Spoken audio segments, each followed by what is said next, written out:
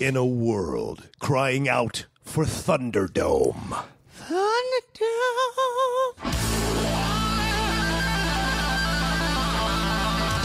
The fans have spoken. 2 films enter, 1 film leaves. The top 10 gives you a reckoning by the name of Thunderdome. Thunderdome.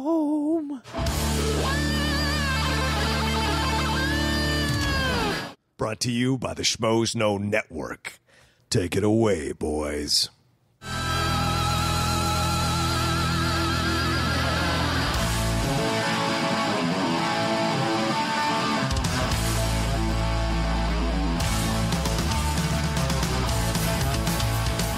Welcome, everybody, to this week's edition of Blunderdome. Blunderdome. Matt, this is John Rocha. I am Matt Knost. Matt, I have not looked forward to this Blunderdome. I probably more than any other Blunderdome, I would have to say. Even the Goonies This was one. your most hated? I think this might be my most hated because neither one of those films I was looking forward to, even remotely, as a kitsch or a camp to watch. All 3 did an excellent job. Yeah. All 3 people. So it was Brian Safferny choosing the topic and arena. Mackenzie Horner got combatant 1, and Alec Christie got combatant 2. Yeah. And Safferny came back and was just said, non-actor lead movie, shitty, go. And you're like, oh, fuck. You son of a bitch. What are they going to come up with? Is Simon Says in the mix? I was expecting that. I'd have been fine with that. I actually... Isn't that Van Damme? No. Oh, well, he's an actor. Right. No, But I believe Rodman. Simon Says is Rodman and Dane Cook. Oh, I thought it was Rodman and No. Double Team is the one with Rodman Could and be. Van Damme. I don't know. I think Simon Says is Rodman and Dane Cook, which is not good. And so what was it? Mackenzie came back with Kazaam, and I think Alec Christie had Crossroads. Okay. I believe that's what it was. And I got to say, of the 2, my vote would have been, of the one that I want to force myself to watch, I guess, would have been Right. Kazaam.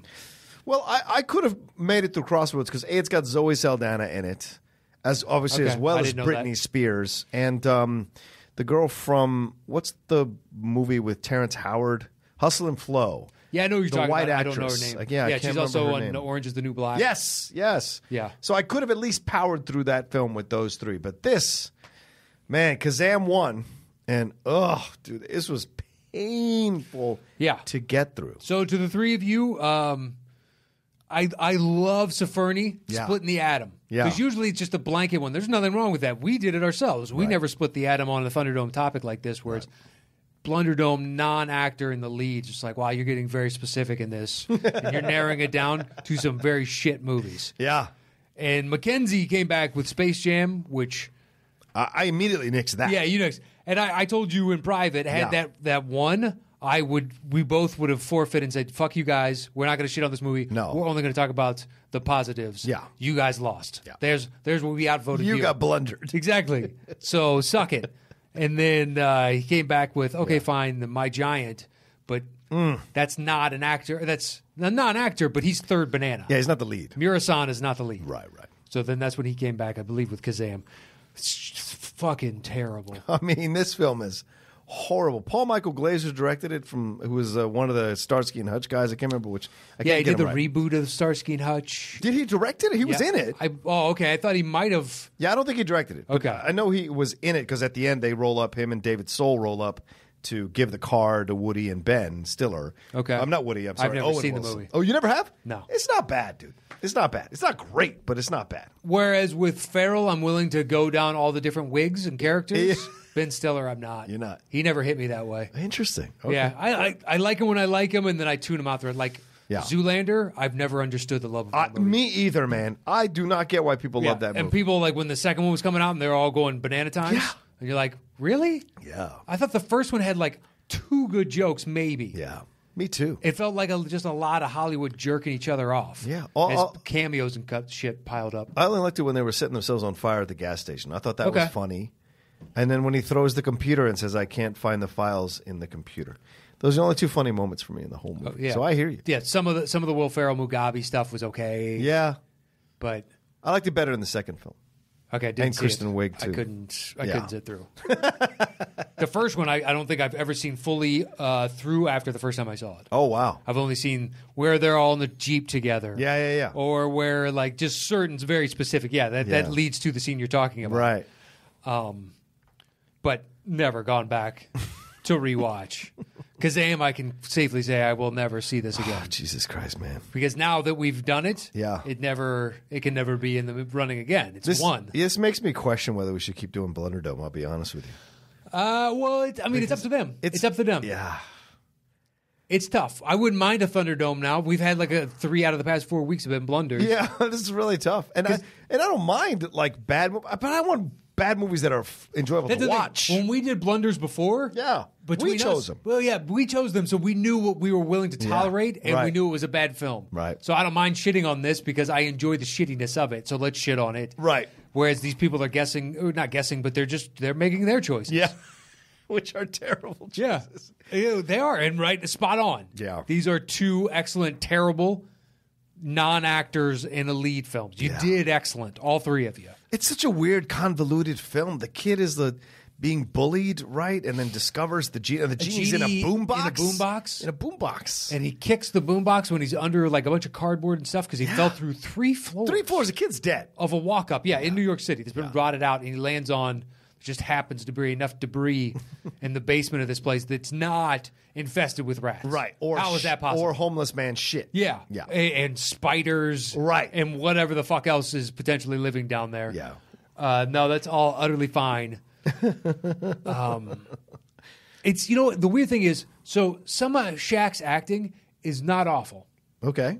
In the context of what they're asking him to do, it's perfectly fine. He's a charming guy. He is. And this is the height of Shaq. But what kills me is he the one that said, I have to rap in this? Oh, my God. Because that's when it really fails. Well, he tried to have a rapping career. Snickers. Yeah, the Foo Snickens and shit. Yeah. But some of these raps are horrific.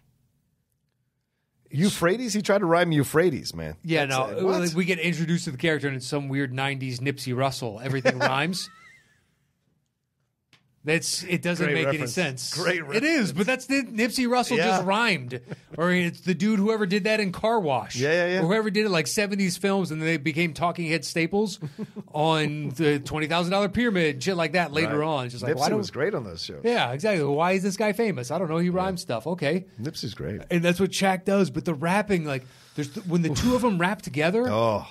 Oh my fucking God. It's horrific. It is beyond terrible. And this is obviously a more innocent time when pedophilia wasn't prevalent. Because like it's at the beginning he's like stalking him on the streets. Shaq is. Oh really? Very large black man stalking this white kid through the whole streets. I think it's the innocence of he's a 5,000-year-old man and yes, but logically that's Shaq, I can't make that division in my head. I was just like, this is creepy. And then when the kid turns around, he literally runs into Shaq's crotch. So I was like, this is, and he has ice cream in his hand for him. So all of that combination, I was like, this was a more innocent time where we didn't really, dissect this kind of thing in this way. So I thought that was a little weird. But then you have Ally Walker in this. Oh, go ahead. Sorry. I know. She was good. Yeah. She was fine. Yeah. And her soon-to-be fiance, he was fine. Yeah. The former dad was pretty terrible. Yes, he was. Who is the villain? He's one of those like, where the fuck have I seen him? I know I've seen him. Look, I mean, he looks like the brother of the shorter guy that's done all the Tim Burton films. Okay. He kind of looks like him, but it's obviously not him. I mean, the guy's probably like 5'4" or something, 5'5". I want to say I've seen him in other stuff, but I couldn't place it when I was watching it. He was fine. Like, the villains are all one note. You mean the Malik guy? Yes. Yes, that guy, yeah. What else has he been in? Oh, he's been in... He's always playing some Arab or some Middle Eastern person, yeah. But anything of note, was he in, like, Three Kings? Or was he in Syriana for some reason? He's been in 115 different projects. Of course. Lord God. All small parts. She was in True Lies. Okay. He was Jamil Khalid. No. Let's see. He was the doctor in The Big Lebowski. Wow. Yeah. Okay, I did not in a million years would have pulled that one. Yeah. I would have kept thinking, where would he have been Middle Eastern? like specifically for what type of movie it would set, and they would like. Had you told me he played Saddam Hussein, in Lebowski, oh yeah, that would make sense. Yeah, I'd be like, oh yeah, but the doctor, I totally forgot the ethnicity of the doctor. Yep. He's been in Hidalgo. Okay. Oh yeah, he was in Hidalgo. All right. Yeah, no, that guy, like, he was fine. Interesting. He was in Pirates of the Caribbean at World's End. He plays at World's End. He plays the character Sumbaji. I haven't seen that movie since the theater. Yeah, I haven't seen it in a while, so I don't know if I remember. I haven't seen anything but Black Pearl, and I think Stranger Tides I've seen twice. Oh, Stranger Tides, 3 times. That's the one with McShane, right? Yes, and Penelope Cruz. Yeah, I wanted to like that one. I know you want to like that one. I right? wanted to like that one. You're watching it. Like, I love Ian McShane, man. Yeah, I know. He is probably my favorite actor. All thanks to Deadwood. Wow, that's a strong after statement. Deadwood, man, that dude can do no wrong in my book. Fair enough. I have watched just about every project he's done since. Have you watched his TV show? Which the one? British one? The love whatever it's called. Oh no, what he was known for over there before. I have not watched that, Matt. I've seen American Gods. I've seen what was it, Kings on NBC. Right. I've seen I've seen just about everything else he's done since. What's the name of that one? Love something. Because he's a detective or something. Yeah, he's like a Magnum PI meets, but more noirish. Yeah, I know what you're talking about. I have not seen it. I forgot. I wish I could remember the name of it. Kind of Lovejoy. Luther before Luther. 73 episodes, Matt. You have a lot of watching to catch up on. I don't know if I'm going to go back to watch 70s. That was British. in 70s. What was it? 80s? Yeah, 80s. Okay, I apologize. 80s British, like serialized. Probably not serialized. No. 1 hour. Fucking whatever happens in the first act is concluded and resolved in the third act. Yeah. Type of procedural. Plus, that's what I'm looking for. This is young Ian McShane, not badass. I'm sure he's good. Oh, sure, but it's not like swearing. Yeah, it's the equivalent of the dude that was a former football player that did the cop show during the 80s. Oh, Hunter. Yeah, Fred Hunter. Yeah. Fred. Hunter was the name. Fred something or other. Fred something. Yeah, he was the linebacker. Who would he play for? The Rams or the Raiders? Rams. Okay, the Rams. Yeah, I knew he had a connection to the West Coast. Yeah. The girl in there was hot. His partner. I always had a thing for his partner. I just remember my dad liked that show. My mom was kind of in on it. I think my dad liked it, and we watched it. Yeah. Fred's. I can't remember his name. Yeah, I had no idea. We were so far off because Kazaam is such a piece of shit. Well, that's how it goes. You know that is. Yeah. How much can we bash the film? The idea of the record exec and then them trying to steal the genie from the dad or from the kid. And from the kid. Because they say your third wish and then they kill him. Yeah. Or they think they kill him. They kill the kid. Yeah, so they can steal the genie, which that's for that character. They've set him up to be nothing but that kind of ruthless. Right. But still, it's ridiculous because the film they kill the kid. If the genie doesn't become that dinge or whatever it is, in no ways they can come back to life. I just love that even Shaq with all his pull. Yeah. When they needed a musical cameo, it was Debrat. That's what legitimizes the producer aspect of the dad.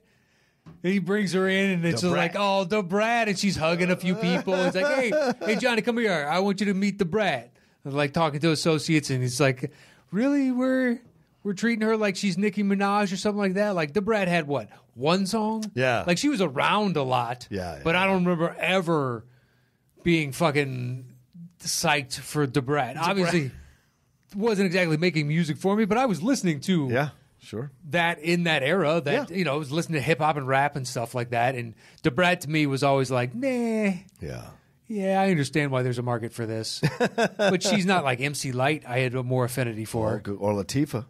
Right. Yeah, I think I liked MC Light more than Latifah. Well, I respect that. Latifah, Light was great. MC Light was great. She never got her just due. That was a good female rapper, dog. Good rapper, period. I guess. Yeah. She was great, man. Yeah, it's an interesting film. In the end, what happens to the kid comes back. But then that ending is so weird because all of a sudden Shaq has a girlfriend and the girlfriend is bitching him out to get a job. And he's mortal? Yeah, he's mortal. It was so weird, man. I thought he'd become the genie that can wish, like the next... the Fermi or whatever the fuck they brought up. Yeah. I thought that's what he had evolved into once he became selfless in and of himself. Yeah.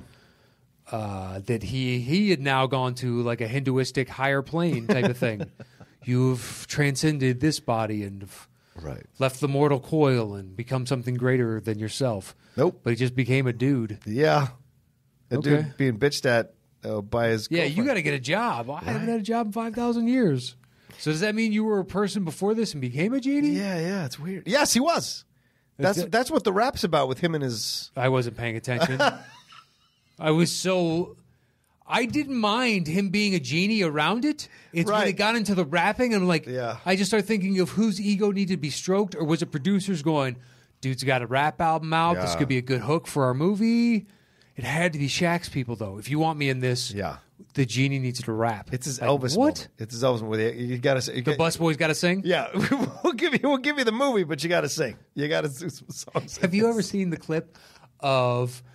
Because Elvis obviously lip-synced all that stuff. Oh, yeah. So there's a video of there is no backing music, and it's just Elvis, and it's a bunch of sneakers, screeching across the floor, and it's him just like, because he's doing moves. And somebody made it up. It's not real, but it's so fucking funny. The first time I saw it, I was crying laughing. So much so that I had to show my wife, like, you have to see this. And your wife's a massive Elvis She's fan. huge Elvis fan. And she understood the humor of it, and she didn't appreciate it, type of thing. There was a smile on her face, and she was like, kind of, fuck you. Don't you make fun of the king like I will this. find it. You vamp. Because I think even listening to this, watch it. we can let the fans know what the video is. It's one of those things that floated around like a year and a half ago. Yeah. It just was the top of the internet for 2 days and then went away. Well, the weird thing about, I don't know, the time capsule nature of this movie in the 90s fashion is fascinating. Those bright colored silk shirts, the pleated pants, the wife beater coming back into form, for lack of a better term for a shirt, that kind of Raging Bull shirt that they would wear, that kind of stuff was coming back into form in the 90s as part of a fashion accessory. What was the choice of having the kid with the Christian Amanpour, I'm a CNN reporter wearing this huge bulky vest? Was that a thing? Yeah, I guess back then. Yeah, I guess. What year was this? 92? Yeah, 92. I think something like that. I don't know. I was of the right age for that. That doesn't seem accurate. And you know, Shaq should really thank MJ, because if there is no supreme popularity of a Michael Jordan, we get some crossover success with this, I think. Oh, yeah, absolutely. Let me see if this is the right one. Yep. All right. So I just searched for those that want to find this, and it's only 46 seconds long. Oh. We're going to play it for John so he can watch this. Okay. But being a massive Elvis fan myself. I just Googled Elvis without sound, and this is the first YouTube link that comes up. And it starts, whoa, hey, no point in jumping 15 seconds ahead. It does kind of, they're outside of Paramount Studios. I will hold it up for you. We have the audio for the people.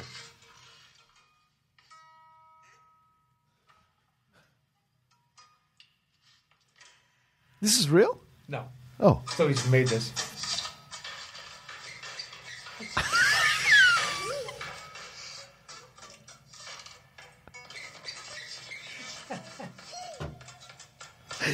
Whoa.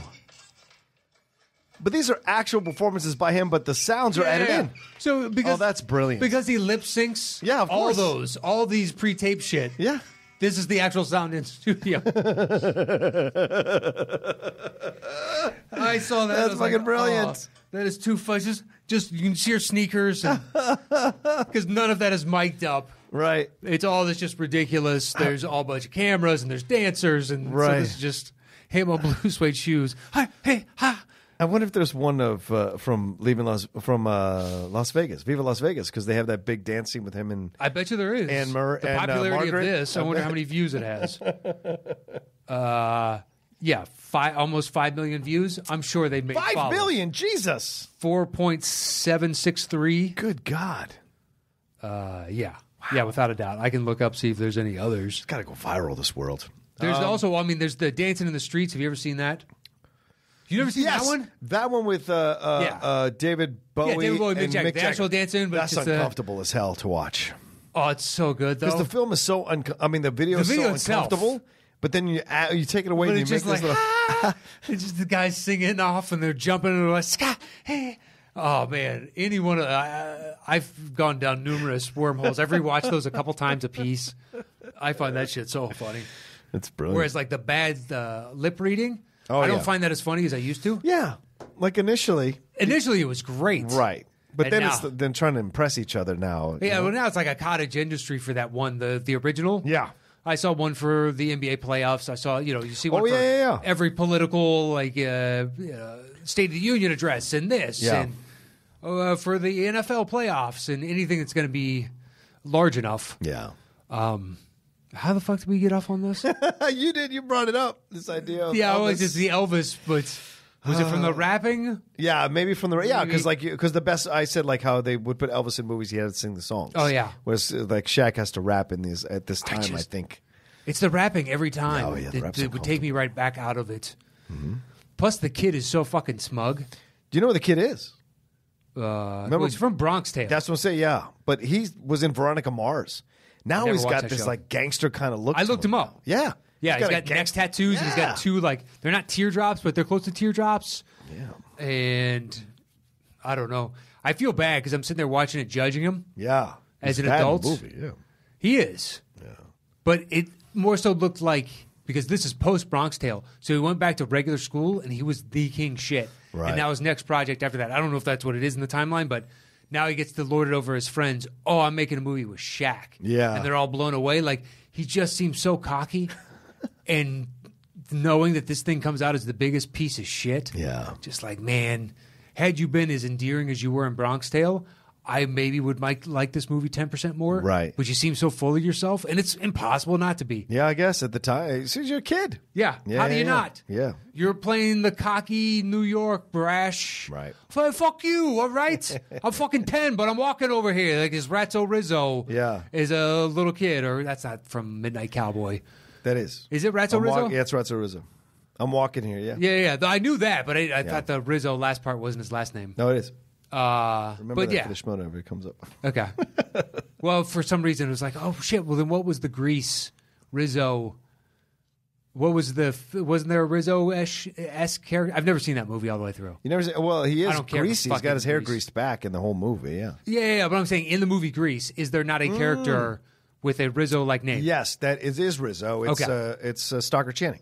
Yeah, but what's her last name then? Rizzo what? Is it Rizzo Ratso? Like, in my head, it's very close, and that's why I was like, oh, fuck no, is that the Grease character? What is her? Hold on, I'm going to look it up. Because yeah. she's great in the movie. It's Rizzo's. I've never seen it all the way through because I think it's Betsy Rizzo. Song and dance movies, unless Betsy Ross. Really? Made the Flag and in Grease. It's a fucking thing of beauty. Movies like that, like it's got to be Rizzo. Rizzo's her name. Rizzo. But it's just straight Rizzo? Yeah, it just says Rizzo. Okay. Oh, yeah. interesting. Well, as somebody that's never seen it, I thought she had a last name or was something close to Ratso Rizzo. Well, the internet is the harbinger of all things, or the storer of all things. So maybe there is. It is a harbinger as well. It's a harbinger of the devil. It's a harbinger of God. It could be a harbinger of Betty Rizzo. Betty Rizzo. Betty. Yeah. Okay. There it is. Not quite Ratso, but it is something Rizzo. I mean, she's related. Rizzo. Maybe she is. She's It's a West cousin. Coast Rizzos. But it is that kind of bravado from a little kid, and I get it. You need the brashness, and it's set in New York, and Yeah.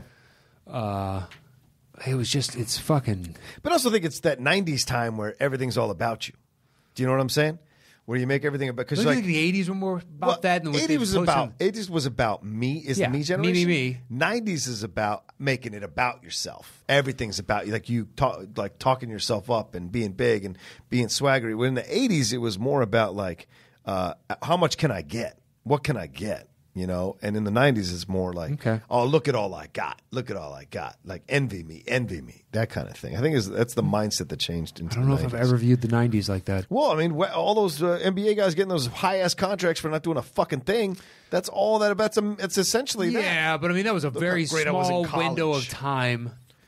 Yeah, right around this, though, when guys are coming out as rookies Shaq. and getting huge deals and shit. Yeah, I guess I just never thought of the '90s like that. Shaq said, they asked him why he did this movie. I think it was one of the late night talk shows, and he said, I was a half dumb kid from Newark, And I would go to the movies all the time, and I just wanted to be in a movie. Yeah, I don't blame him. And they paid him $7 million to be in this movie. What was the budget? 10? I don't know. So he got. I think the budget was 19. Really? Yeah, I think so. I looked it up on. Well, okay, so 7 of that goes to him. 12 goes to. I wonder what the kid got. You think he got $250,000? Probably nothing. Yeah, probably $250,000. I mean, he had Bronx Tale, so he's worked with De Niro. Yeah, fair point. He's got this kid's held his own with some heavyweights, so his asking price could be pretty decent. Yeah, $500,000. Good point. I bet you he made more than the mom. That's for sure. $20 million budget. $20 million budget, and it grossed $19 million. Ooh, yeah. I bet you it's made another $50 million over the course of the years. Do you think so? Yeah, with DVD sales, the fact that it's Shaq, everybody knows. Like everybody within this, I think the reason it won is because it's more well known. Okay. Of these two films. Plus, some people were like, "Oh, is this the Ralph Macchio?" And be like, "The Ralph Macchio is not bad enough." And Ralph Macchio is an actor. Yeah. To those that asked, he is an actor. I don't know if you were just jokingly saying, "Hey, wouldn't it be great if it was this?" Right. Or if you were legitimately asking. If you were, Ralph Macchio is actually an actor. Yeah. So that invalidates the question in and of itself. Right. Which I have seen that Crossroads. I actually, before I hobbled myself, I used to be able to play the final solo. Oh. I love that movie, by the way. Yeah, it's good. It's The Devil Went Down to Georgia. Yeah. Instead of a fiddle, it's a guitar. Well, it also plays on the old trope of Robert Johnson going to the crossroads to sell his soul to play the blues. It is. Yeah. You got Steve Vai. Yeah. Facing off, and he is the devil's counterpart. Exactly. Or the devil's and the harbinger of the devil. The old black guy who had been in a number of films. I remember him in The Verdict, and did a number of things. And then Jamie Gertz plays the other part. Was the girlfriend of Macchio. Oh, really? Yeah. I just remember the final the standoff between the two of them playing. Yeah. Remember the Justine Bateman guitar movie, where she was part of the girl group? Fuck, what was it? No, is this what, based on Joan Jett or some shit? No. It was just she was Bright Lights, Big City. Are you thinking of her former counterparts? No. Was it Satisfaction? No fucking clue. No clue. That doesn't even ring a bell. And yes, Satisfaction. Justine Bateman. What year? 1988. Okay. A group of teenagers have a band called Mystery with Jenny as the lead singer. They go to a bar at the coast and play during the summer. Jenny falls in love with the owner of the bar, Martin. They get an offer to play in Europe and perhaps become famous. But are they ready for it? And Liam Neeson is in this film. Trini Alvarado is in this film. Julia Roberts is Debbie Harry. Sure. Wow. Wow, it really worked from Julia Roberts. Steve Cropper. Steve, the guy from the Blues Brothers, Steve Cropper. 1988? Yeah, man. Man, this is right before Mystic Pizza. Yes. Pretty Woman, obviously, but Mystic Pizza. This has got to be And Justine's the headliner. Justine's the headliner because she's coming out of Family Ties.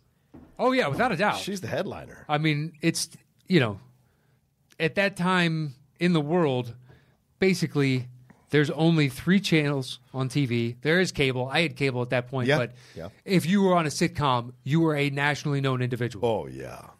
Yeah, right. Mystic Pizza is 1988. Yeah. So same year. So that means it probably released or they shot at the same time. Right. Julia's in both, right? She's a Mystic Pizza. That's what... Wow. I knew who she was in Pretty Woman from Mystic Pizza. Oh, interesting. I saw that. Yeah. I think it was something my sister wanted to see, so we saw it. How crazy is that? You're in a movie with 2 people who blow up later in life. Matt Damon is in that as well. Oh, yeah, and Mystic, that's right. Yeah. That's right. Yeah. Plays the younger brother, I think. Yeah. I just remember him at the dinner table. That's it. Matt Damon. All right. Anything more you want to say about this movie? We've given it 30 minutes. No, we have given it 30 minutes. Right. And, as much as we hate you, you guys did excellent. I like the splitting the atom. Yeah. If you guys want to do this for future Thunderdomes. Because it has been about 3 out of 4 weeks, and it's, I don't mind shitting on a movie. We didn't really do it all this much because I feel so tired from having watched it. It took me 3 separate times to watch it all the way through because I kept falling asleep because I was so bored. Of course. I fell asleep 17 minutes in, and then I fell asleep. I started it the next night at minute 17 because that was the last thing I remembered. I was slowly scrolling through, and I was like, okay, here's where I was. Yeah. And I made it to 27 minutes, and then I forced myself to do the full hour on the last jump. 10 more minutes. It's only 84 minutes. Yeah. 10 minutes the next time, and I fell asleep because I was so bored. So bored. So Brian Safferny, Mackenzie Horner, and Alec Christie, thank you to the three of you. You guys did excellent. You did. You fucked our worlds up. You did. We are Blunderdome up. So whoever picks next week, please, for the sake of our sanity. For the love of God. Please give us a Thunderdome. We're asking for a Thunderdome, but I do like to split the atom. Yeah. So, non-actor lead, but a Thunderdome. Sure. To where, I don't know where, like a Ray Allen and He Got Game. Yeah, that's possible. Yeah, something like that. It doesn't. Yeah. I'm not asking for that to be the topic, but like split the atom on that. That was kind of fun because then it's very specific. Yeah. It's almost like, when they do an individual actor or a director. Yeah. It's like, okay, we have to go from this canon. But I usually, for me personally, I find these more interesting as opposed to actor just because the options, because you can come out of left field with something. Yeah. Oh, I hadn't even thought about that. Whereas actor or whatever, you can just read their IMDb. Yep. There's only so many choices to choose from. That's a good point. But I don't mind those as well. Those we did those when we chose all the time. Yeah. I remember we did a Tom Cruise where Minority Report won. Yeah. Yeah. And I was happy to do it. Yeah. But that's it. Thank you to everybody that supports us, to the three of you that chose this on Patreon. If you guys wanted to join us on Patreon to be part of this or the old classic shows, which when you're hearing this, we're going to give it extension. At the start of next month would be when we told you we'd start taking it down, but we didn't promote that well enough. What we do, for those that don't know, is we put up our old episodes from the audio format when we first started each week on Wednesday night at midnight. Mm-hmm. An old show goes up, and after 3 months, when a new one goes up, we're going to take an old one down. We're going to extend that by month because we didn't properly promote that, just because we're not the best at this. We're getting better, but we're not the best. Right. We need an assistant. Yeah, so that will be bumped up. So for the next month, you'll be able to have access. If you want to join us on Patreon, you get access to the old shows. Mm-hmm. You also get the recap and reviews, which we put up. We've done a couple so far this summer. Yep. And I imagine more will be coming because we'll end up seeing numerous films over and over and over again. Yeah. So I'm sure there will be others. So long as schedule permits, we'll be putting those up there. So join us on patreon.com/the top 10 with the number 10, or on facebook.com/groups/the top 10 show with the number 10. And you can find me on any social media at Matt Knost, MattkNost. And you guys can always find me at The Rocha Says on Twitter and on Instagram. And I want to say one last thing. Matt has talked a lot here, but if you want to send something to us, it seems like people are starting to send stuff to us. Do you want to give them the address one more time? Yeah. Well, we never. I don't think we ever given it out on the show itself. On the show itself? Well, we did on the. No? Oh, no. That's right. We haven't done that yet. Yes. This comes out the day before. Never mind. 2 days before. You know what? Never mind. Thanks for listening, everybody, to this week's edition of Blunderdome. Blunderdome.